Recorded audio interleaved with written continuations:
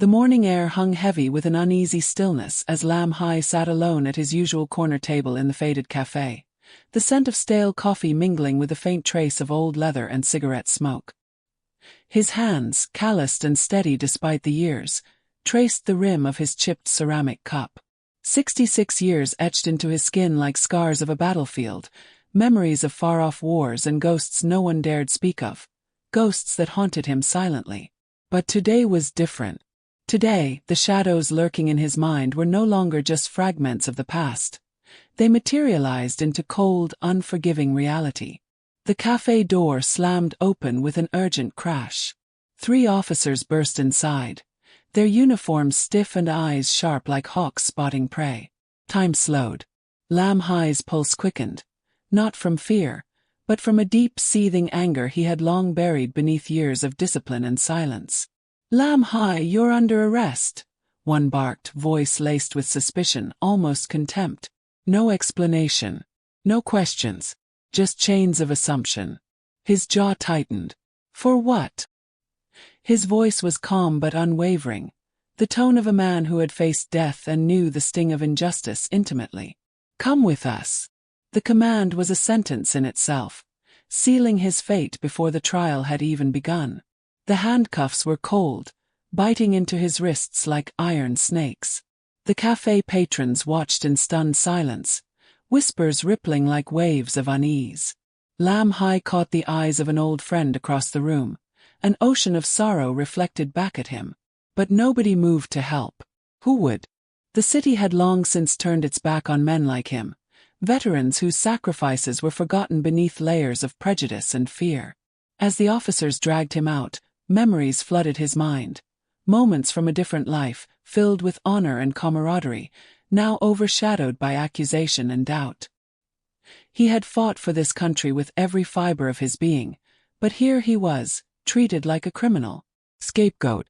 The courtroom was a cold, sterile chamber, a place where justice was supposed to live, yet today felt like a theater of cruelty. The judge's gavel struck down with a harshness that echoed through Lam Hai's chest. Prosecutors, slick and ruthless, painted a picture not of a man but a monster, weaving lies with practiced ease. He sat silently, the weight of countless eyes pressing down, dissecting every line on his weathered face, every twitch of his tired muscles. The defense attorney was young, nervous, inexperienced, no match for the venomous cross-examinations from the prosecution. The jurors exchanged glances, their faces masks of doubt, suspicion clouding their judgment before a single word of truth could be heard. Inside, Lam Hai's mind became a battlefield. Flashbacks collided with the present, the screams of fallen comrades, the cold nights alone in foreign lands, the sense of purpose that once defined him now twisted into a cruel irony. He fought to hold on to his dignity, his sanity, but the noose of injustice tightened with every false accusation. When the witnesses took the stand, their words felt like daggers, some truthful, many distorted or fabricated by fear and prejudice. The courtroom's atmosphere thickened with tension, the line between guilt and innocence blurred beyond recognition. Yet beneath the surface, Lam Hai remained unmoved. His silence was not submission but steel forged in fire. He was a man trapped in a nightmare, but not broken. Not yet. Outside the courtroom, the city buzzed with rumors and judgment, a community quick to condemn without hearing the whole story. And as the day wore on, the question lingered in the air like a specter. Could justice truly survive when truth was buried beneath layers of bias and hatred? The day after the arrest, the city's pulse quickened, not with concern, but with a hungry appetite for scandal. The media descended like vultures, hungry to feast on the shattered remnants of Lam Hai's reputation. Headlines screamed accusations before any facts had time to settle. Veteran or villain? Marine or menace? The question was never framed to seek truth. It was designed to ignite fear and confirm prejudice. Inside a cramped newsroom, flickering fluorescent lights cast harsh shadows over the faces of journalists whose pens were sharper than swords, yet their blades cut not for justice, but for clicks and sensation. Among them was an ambitious reporter, Julia. her eyes bright with determination yet clouded by the pressure to deliver a story that sold. She had never met Lam Hai, had no inkling of the man behind the uniform, only a thin dossier marked suspect, handed down by editors eager for a sensational scoop. Julia's fingers danced nervously over the keyboard, weaving fragments of half-truths, quotes twisted from context, and rumors passed along like wildfire. Each sentence pushed a narrative further away from reality, and closer to the caricature of a dangerous ex-soldier who might as well have been guilty before trial. She justified it silently.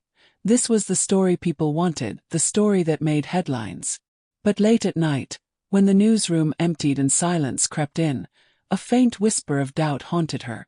Meanwhile, across town, whispers spread among the veterans' community, a network forged in shared pain and unspoken battles. Some clung to hope, believing in Lam Hai's innocence, but many others felt the sting of betrayal. Old friends who once stood shoulder to shoulder began to distance themselves, afraid that association would taint their own fragile reputations. The isolation deepened, like a slow poison creeping beneath Lam Hai's skin. More painful still was the betrayal within the courtroom. The key witness against him was not a stranger, but a former comrade, a man named Carter, once his trusted squad leader, now a face twisted with resentment and bitterness. Carter's testimony was a knife plunged deep, recounting fabricated tales of aggression and instability. His words, coated in venom, unraveled the years of loyalty they had shared, replacing it with suspicion and distrust. Why had Carter turned?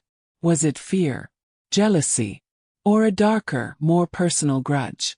Lam Hai sat through the testimony with a clenched jaw, the world around him blurring into a nightmare where allies became enemies and truth was a casualty. The courtroom felt suffocating, the air thick with deceit and despair. His lawyer fought valiantly, but the seeds of doubt had already been planted deep within the jurors' minds, watered by media frenzy and personal vendettas. Outside, the city echoed with conversations heavy with judgment.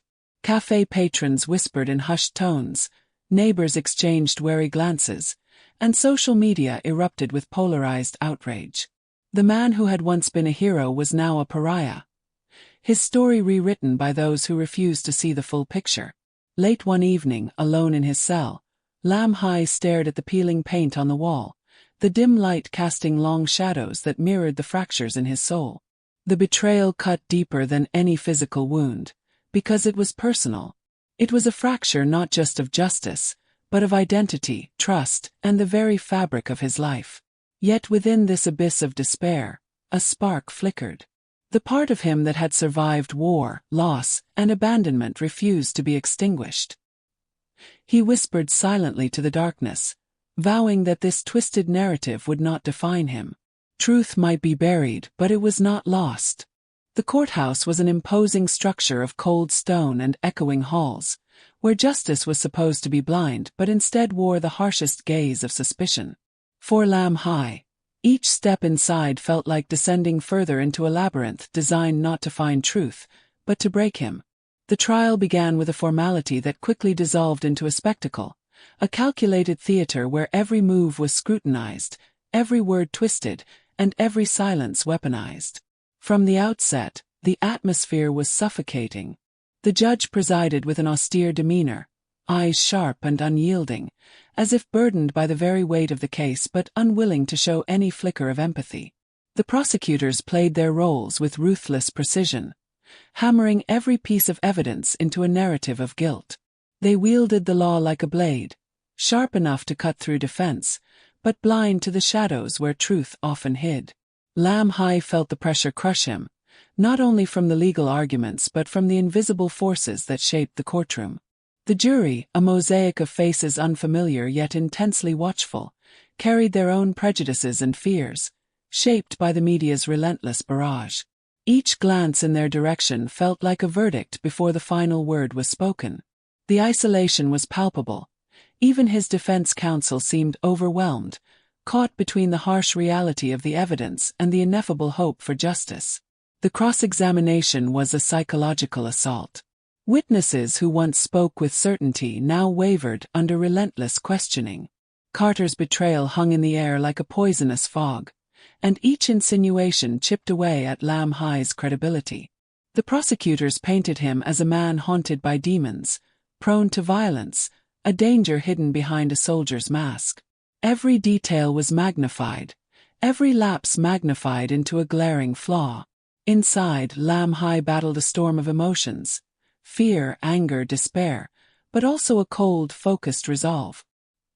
He replayed every moment of his past, every decision, trying to find the thread of truth that would unravel the lies. The system around him was unforgiving, designed to reward certainty and condemn doubt. It was a machine that ground people down, indifferent to innocence or guilt, driven by procedure rather than mercy. Outside the courtroom, the pressure seeped into his world. Family and friends drifted away, some out of self-preservation, others out of disbelief.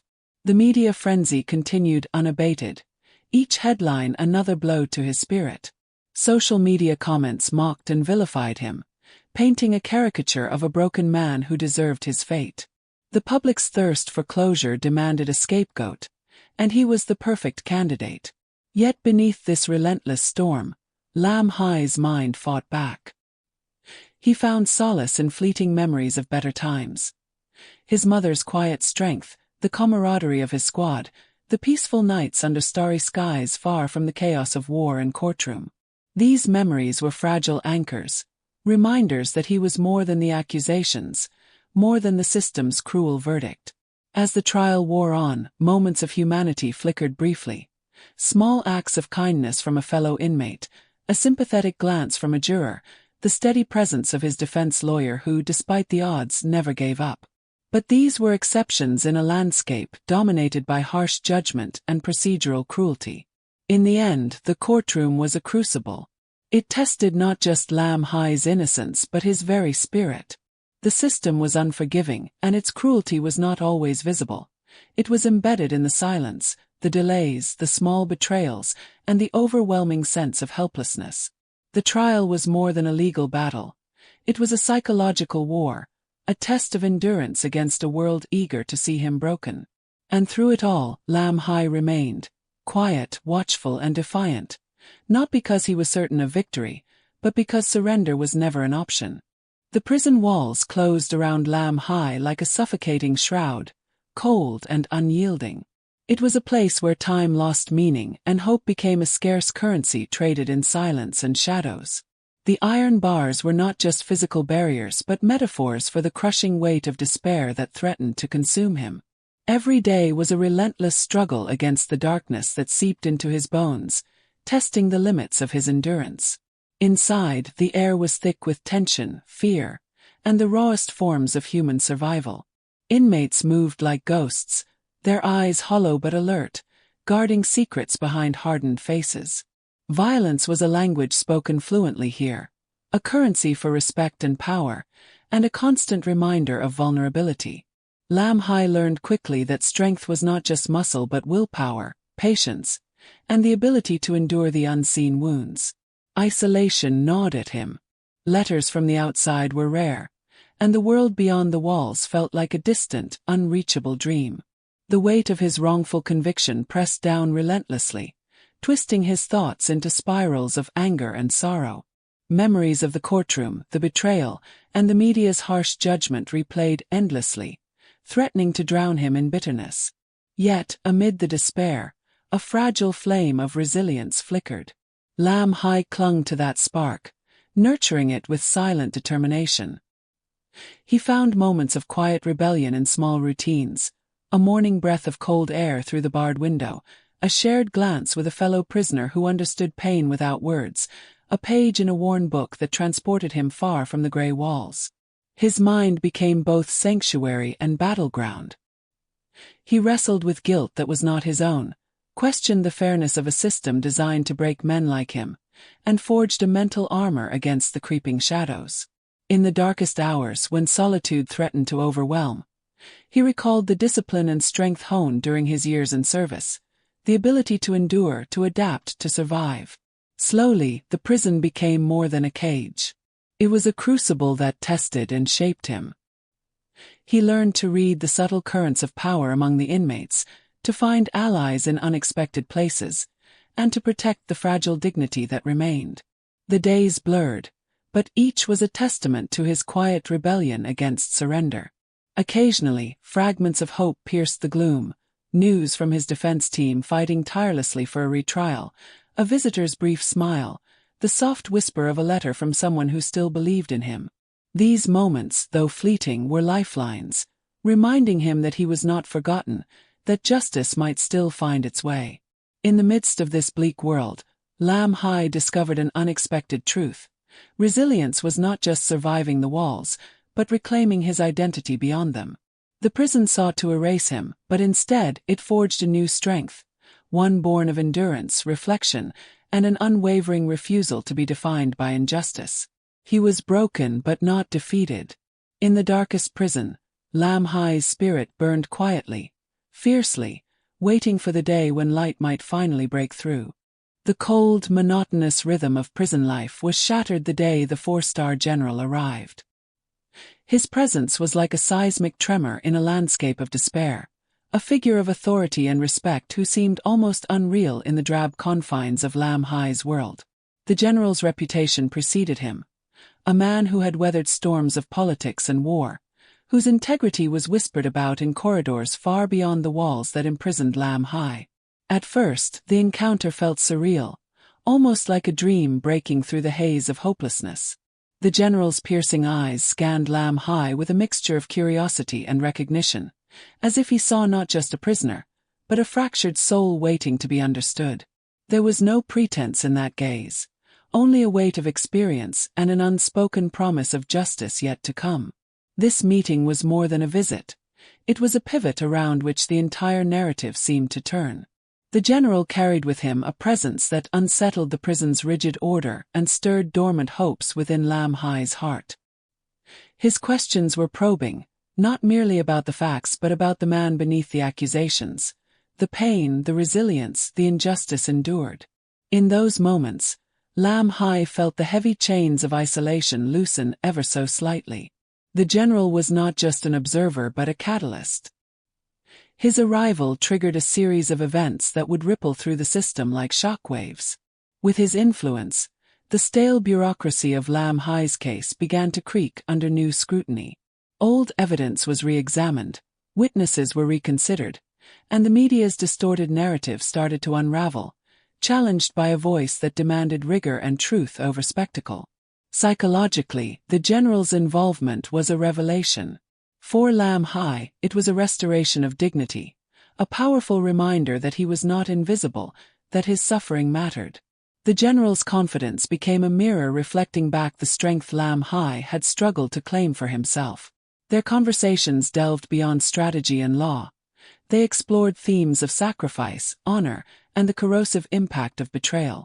The general, too, bore scars from battles lost and compromises made, and in their shared pain, a fragile trust took root. But this turning point was not without its shadows. The arrival of such a high-profile figure stirred resistance within the system. Those invested in maintaining the status quo saw the general's intervention as a threat. Subtle, insidious pressures mounted. Delays, withheld documents, whispered warnings. The battle extended beyond the courtroom and prison walls into a complex game of power and influence, where truth was a fragile, contested prize. Yet, amid these pressures, Lam Hai's resolve deepened. The general's presence was a beacon cutting through the darkness, igniting a quiet fire of hope and determination. It was no longer just about survival. It was about reclaiming a stolen identity, challenging a corrupt system, and confronting the ghosts of a past twisted by lies. The spectacular turning point was not a dramatic exoneration or immediate release. It was something more profound. It was the rekindling of belief that justice, however delayed and imperfect, could still be pursued. It was the arrival of an unexpected ally who understood that battles are not only fought in courtrooms but within the fragile chambers of the human spirit. And as the general's footsteps faded down the prison corridor, Lam Hai knew that this was only the beginning of a long, arduous journey, one that demanded every ounce of courage and resilience he could summon. But now he was no longer alone. The weight of years hung heavily in the air as the truth began to surface, fragile shards of reality breaking through the thick fog of deception that had long cloaked Lam Hai's life. It was a slow, painstaking process, one that demanded patience and steely resolve. Every newly uncovered detail, every wavering testimony, chipped away at the monstrous facade built by lies and manipulation. Yet beneath this gradual unveiling lay an even more profound battle, a reckoning within Lam Hai himself, between hope and despair, trust and betrayal. The four-star general's intervention had shaken the foundation of the case, but it was the painstaking work of investigators willing to question their own convictions, the courage of silenced witnesses finally breaking their chains, and the relentless pursuit of truth that cracked open the prison walls of falsehood. Lam Hai watched as the narrative spun by years of media distortion and systemic prejudice slowly unraveled, revealing the stark reality beneath. A man wronged, his life derailed by forces far beyond his control. The courtroom became a theater of raw emotion and intellectual rigor. Every piece of evidence once buried or distorted now stood in the harsh light of scrutiny. The faces of those who had conspired against Lam Hai twisted under the pressure, some with guilt etched deep, others hardened in denial. But what struck the deepest chord was not the dismantling of falsehoods, but the reclamation of humanity, the restoration of a man who had been stripped bare. Psychologically, this was a tumultuous time for Lam Hai. Years of internalizing blame, of numbing pain through silence, now gave way to a tumult of conflicting feelings. Relief was laced with bitterness. Joy mingled with the scars of loss. Every victory in court was a painful reminder of time stolen, relationships fractured, and dreams deferred. Yet, amidst this emotional storm, a quiet strength emerged. An acceptance that justice was not just a verdict, but a journey of healing. The courtroom's atmosphere shifted palpably as the final pieces fell into place. The judge, once a distant figure of authority, now embodied the voice of a system striving, imperfectly but earnestly, to correct its wrongs. When the gavel finally struck, it was more than a legal decree. It was a symbolic exhale of truth, a profound affirmation that justice, though delayed, could prevail. Lam Hai's release was met not with triumphant fanfare but with a contemplative silence, a moment of reckoning with what had been lost and what could still be rebuilt. Outside the courthouse, the media's narrative shifted from sensationalism to respect, as the story transformed from tragedy to testimony, from scandal to redemption. Yet, even in victory, the scars remained. Lam Hai grappled with the invisible wounds, trust broken, innocence stolen, and the haunting knowledge that the system which had failed him was still flawed and fragile. His struggle was no longer only for himself but for others still caught in the shadows, for those whose voices remained unheard. The general's presence lingered like a steady flame, a reminder that the fight for justice extended beyond one man's freedom. Their final conversations touched on the bitter truth that society's battles are ongoing, that each victory must be fiercely guarded and every defeat deeply mourned. But they also spoke of hope, hope born from resilience, from the human capacity to rise again and demand truth in the face of overwhelming odds. In the quiet aftermath, Lam Hai found himself at a crossroads. The truth had set him free, but it also demanded a new kind of courage, the courage to rebuild a life fractured by betrayal, to confront the shadows of the past without being consumed, and to become a voice for those still silenced.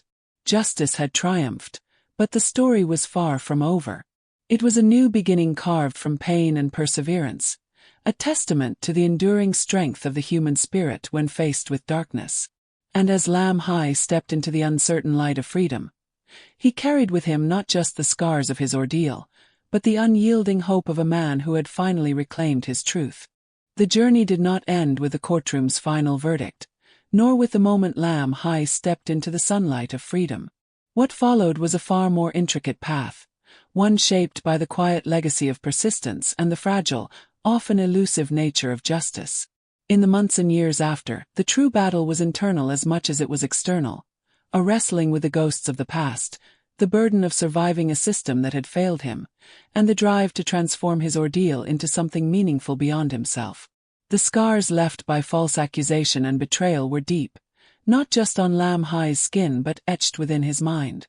Every day was a negotiation between hope and despair, between the desire to rebuild and the temptation to surrender to bitterness.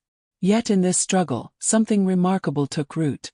A resilience tempered by experience and a commitment to a vision larger than personal vindication. The trauma of his ordeal became both a wound and a source of profound insight into human frailty and strength. His story rippled beyond the personal. It became a beacon, a quiet call to others trapped in the shadows of injustice, those whose voices were muted by fear or oppression. Lam Hai chose to speak, not just for himself, but as a witness to systemic failure, a living testament to the necessity of vigilance and reform. He engaged with legal advocacy groups, lending his voice to campaigns for transparency and accountability. In every speech, every meeting, he spoke not from a place of anger, but from a deep well of compassion born of suffering, determined to ensure that the system served the vulnerable rather than crushing them. Psychologically, this legacy of persistence was a complex alchemy. It demanded confronting painful memories without allowing them to define his identity. It meant finding a fragile balance between justice sought through external institutions and justice found in personal healing. The process was neither linear nor clean. Setbacks and moments of doubt punctuated progress. Yet each challenge reinforced the quiet truth that perseverance, even in the face of overwhelming odds, could carve a path toward redemption. The legacy Lam Hai built was not just legal or public but deeply human. It was a testament to the capacity for endurance when anchored by purpose, to the power of narrative to reshape realities, and to the enduring quest for fairness in a world rife with complexity and contradiction. He understood that justice was never a final destination but a continual process, fragile and dynamic, demanding vigilance, courage, and empathy. In his quieter moments away from public eyes, Lam Hai grappled with the residual shadows, the mistrust still lingering toward institutions, the friendships strained or lost, and the internal wounds slow to heal. Yet even these moments were infused with a profound acceptance, a recognition that healing was ongoing, layered, and inseparable from the scars that bore witness to survival. This legacy, of endurance, advocacy, and unyielding hope, became Lam Hai's true inheritance. It was not measured in accolades or material wealth but in the lives touched, the conversations sparked, and the slow but steady movement toward a more just society. It was a legacy quietly powerful, born from the depths of human struggle and the unwavering belief that justice, while imperfect, remains a cause worth pursuing with relentless courage. And as years passed, the memory of the four-star general's visit, the courtroom battles, and the painful revelations wove into this tapestry of resilience, reminders that even in the darkest moments, the human spirit can find a way to rise, to reclaim truth, and to leave a lasting imprint on the world.